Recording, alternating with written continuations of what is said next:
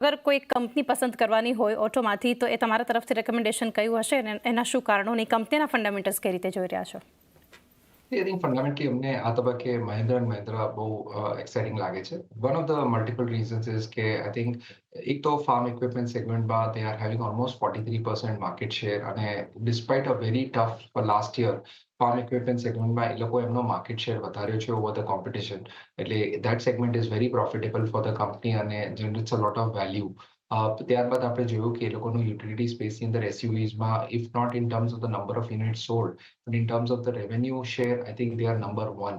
એટલે એવા સંદર્ભમાં goes to show કે એ લોકોએ એસયુવી સેગમેન્ટમાં જે બી ગાડી લોન્ચ કરી છે એનું they have been able to charge a premium pricing and positioning has been excellent. Again, if you talk of the EV segment, તો EVમાં I think હવે they have become really aggressive in terms of launching two fantastic state-of-art products, BE6E અને BE9E અને ખાસ કરીને આપણે જોવા જઈએ તો આ બહુ આઇકોનિક અને I think they are products which totally differentiates themselves in the market as compared to a lot of competition.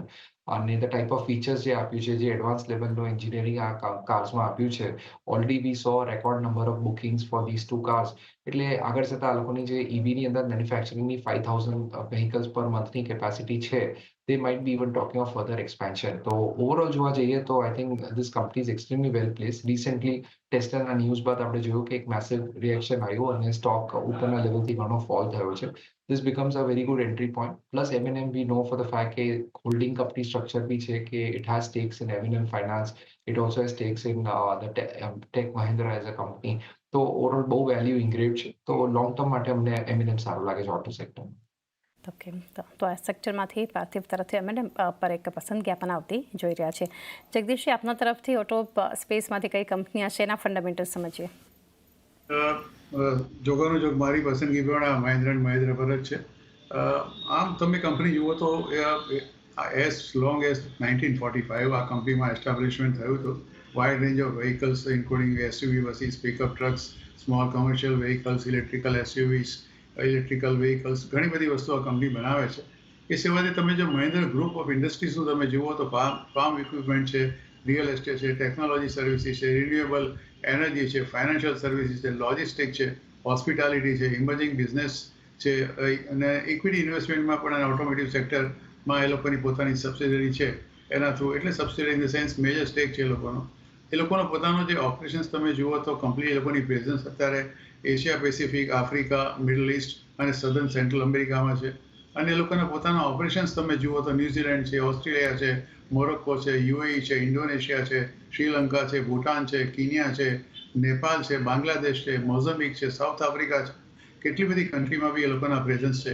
એટલે અને એક્સપોર્ટમાં બહુ મોટા પાયે છે. અત્યારે પાર્થિવભાઈએ કહ્યું એ પ્રમાણે જે નવું અત્યારે મોડલ એ લોકોએ લોન્ચ કર્યું અત્યારે તમે જુઓ કે એક જ દિવસમાં 30,000 જેટલી બુકિંગ અત્યારે થયું. The value of which itself છે અબાઉટ 8,500 crores. એટલે અને દરેક વસ્તુનો એનો રિસ્પોન્સ હંમેશા સારો જ હોય છે. એટલે મને એવું લાગે છે કે ભાઈ આ એક અત્યારે જે બીક છે અને કંપની કમ્પેરેટિવલી તમે જુઓ આ શેરનો ભાવ જે હતો ઓલ ટાઈમ હાઈ એનાથી ખાસો એવો નીચો અત્યારે આવી ગયો છે. એક વખત એનો 3,270 રૂપિયાનો ભાવ અત્યારે લગભગ 2700ની આસપાસ છે. અને કંપનીનું પરફોર્મન્સ તમે જુઓ તો ઓવરઓલ જે કંપનીએ ડિલિવર કર્યા છે result also company has given a very good return over 1 year about 39 to 40%. અને છેલ્લા 3 વર્ષનું સર્વે એવું કાઢો તો આનો રિટર્ન છે લગભગ 220-225% પણ ઉપર જાય છે. એટલે મારું માનવું છે કે આ જાતની કંપનીઓ જે અત્યારે છે બહુ 99થી 100ના EPS પર આ કંપની કામ કરે છે કે 24 કે 27ના પ્રાઇસ ટુ અર્નિંગ રેશિયો છે. I think my also choice is only Mahindra and Mahindra. અત્યારે 2724 રૂપિયાનો ભાવ છે. આજે પણ લગભગ 2% જેટલો નીચો છે. આમ 1900 રૂપિયા સુધી આનો 52 વીક લો છે. એટલો તો જવાની કોઈ શક્યતા નથી. પણ as a safety with a stop loss of 2,600 rupees my target for this particular company is about 31 to 3200 for a long term prospective. એટલે આ ભાવે પણ 2650ના સ્ટોપ લોસથી ચોક્કસ તમે ખરીદી શકો છો. ઓકે, તો મેડમ જગદીશજી તરફથી પણ જોઈ રહ્યા છીએ પસંદગી 2650 સ્ટોપ લોસ રાખી શકો છો આ ભાવ પર.